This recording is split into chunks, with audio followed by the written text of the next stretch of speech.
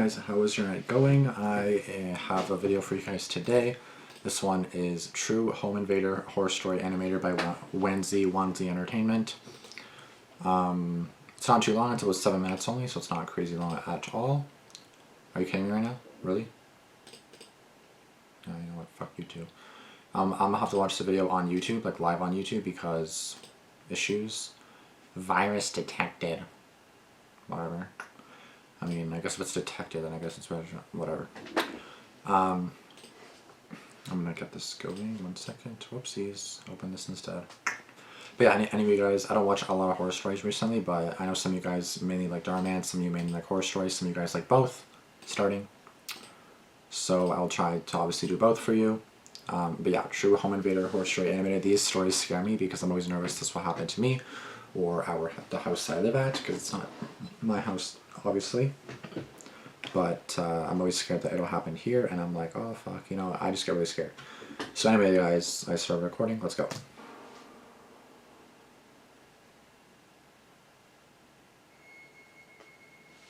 My name is Jack, and right now I'm 26 years old. This happened when I was 15. My mom was out of town at the time, and my dad had let me and a couple of friends to come over and watch the World Cup start in 2010. Huh? He's like... It had been a while since we watched football at all. So... Yeah, you mean soccer. Sorry, I guess so annoyed when someone calls a football soccer, or when someone calls soccer football. I get it, it is football, but it's soccer. Thank you. So we were all very excited.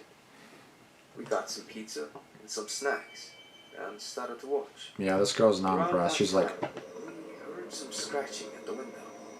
We He's like... it off as the wind, since we lived in a gated community, and it was a very safe neighborhood. Mm-hmm.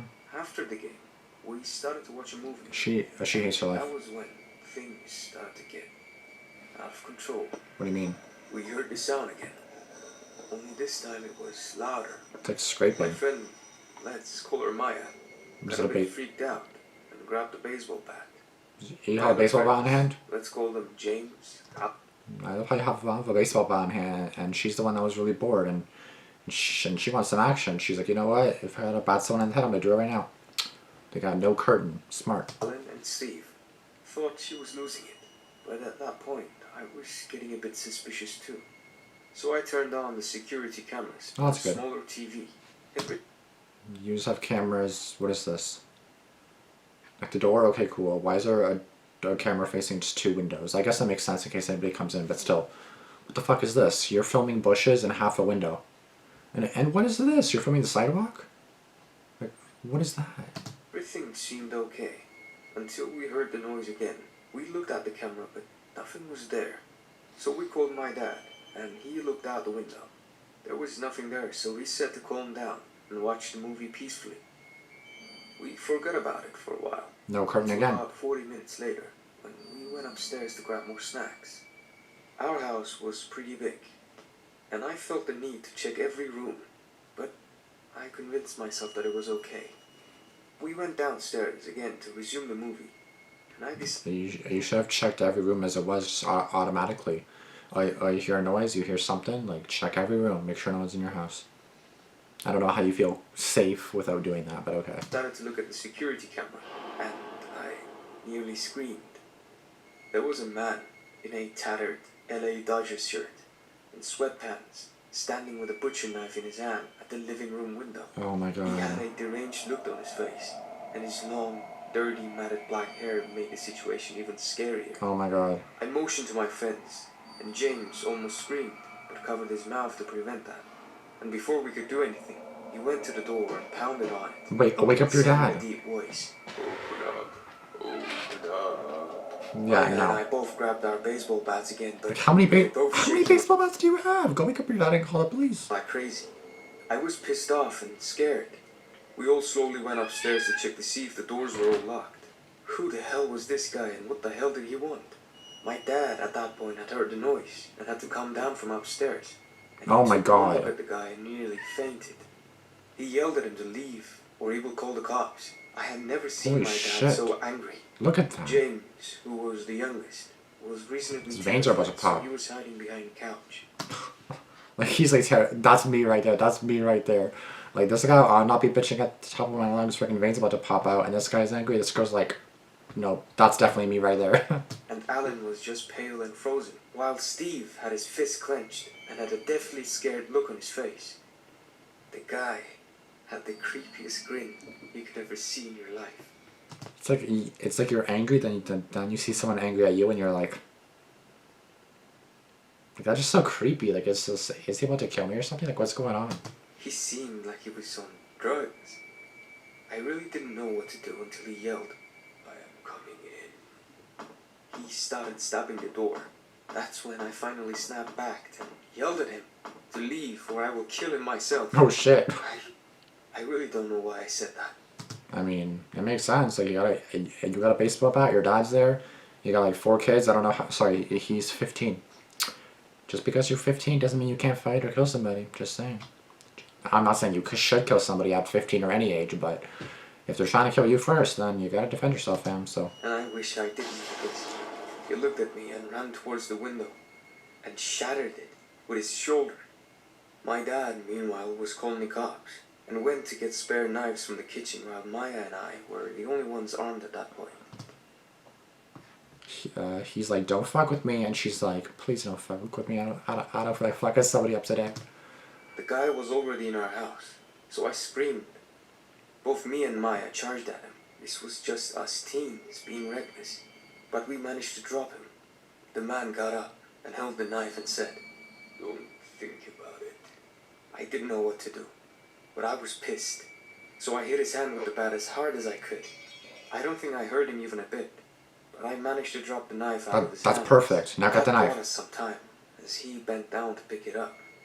Maya's hands were still shaking, so when she swung the bat, she missed. As the guy was about to pick the knife up again, my dad ran full speed out of the kitchen and rammed into him. Yes. With a hit, he dropped his knife again. The creepy guy was winded for a moment, as my dad pinned him as best as he could, but the guy somehow got out. Shit. By that time, both Maya and I had come to our senses and swung at the same time. My blow got his back, which I'm sure must have hurt a lot, and Maya, who was still shaking, somehow managed a solid blow to his crotch. The guy doubled back and cursed in pain, and this time my dad wrestled him to the floor with Well, bitch, don't fucking break in my house next time, motherfucker. Steve's help and put him in a chokehold. But unfortunately, the guy kicked my dad's stomach, grabbed his knife, and threw it where my friends and I were standing. Most of us got out of the way, but Steve wasn't so lucky, as it grazed his leg. It wasn't serious, but it definitely hurt as he yelled out in pain. Oh. At this point, the guy was running at us again. Like, bro, you got baseball bats? Stab him. Like, grab a knife and stab him. That'll hurt. Fuck. This time, he wasn't as lucky. He had only faced 1 or 2 of us at the time. Oh. And he escaped because of our pure shock to the situation. I got him first and punched him in the throat. There you go, right there. Ooh, right there. Steve got there next and kicked him in the shin. There you go. And finally my dad and Alan wrestled him. This guy just like, you fucking bitch. I love it. Like he's already on the ground. There's someone on behind him, and someone just like boop boop boop boop. I love it. The floor and finally subdued him. Steve was understandably pissed and kicking the guy while he was pinned down. The guy kept saying stop, but my dad covered his mouth and he couldn't talk. Damn. The cops arrived about 10 minutes later. Fuck. And arrested the guy. At that point, the commotions awoke the neighbors. Yeah. So the whole neighborhood was outside at that point, wondering what the hell was going on. The guy tried to resist the police, and we can all guess how that ended up working out for him. He got tased, and they put him in the car and drove off. We later learned that the guy was a known criminal and was on the police's radar. He was probably a pedophile as well. As I said in the beginning of my story, I am 26, and I am still close with those friends. Most of us turned out fine, but Steve had to go to a therapist for a while. He had night terrors because of that knife throw, but he's okay now. Okay. I don't know what would have happened if I hadn't turned on the security cameras, and I am so thankful I did, because I might not have been able to tell this story now.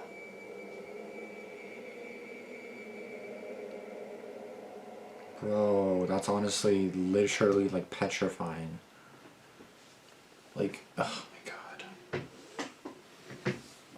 Like, we don't even have security cameras, and I probably shouldn't have told you guys that, but you guys don't know where I live, do you? Well, I fucking hope not. Anyways, bruh, that's fucking terrifying. Like, what the fuck? Let me read these comments.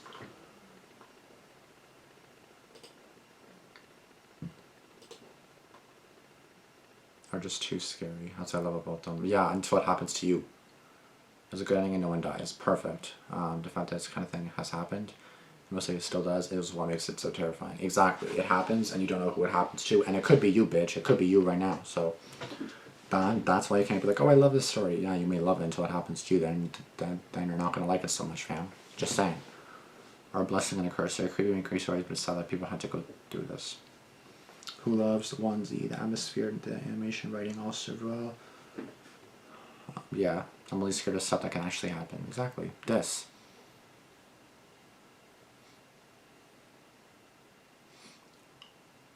It's crazy. Yes, it was literally terrifying. Fuck. Anyways, that was a really good video by Wansee. Fuck, man. I can't with horror stories like this.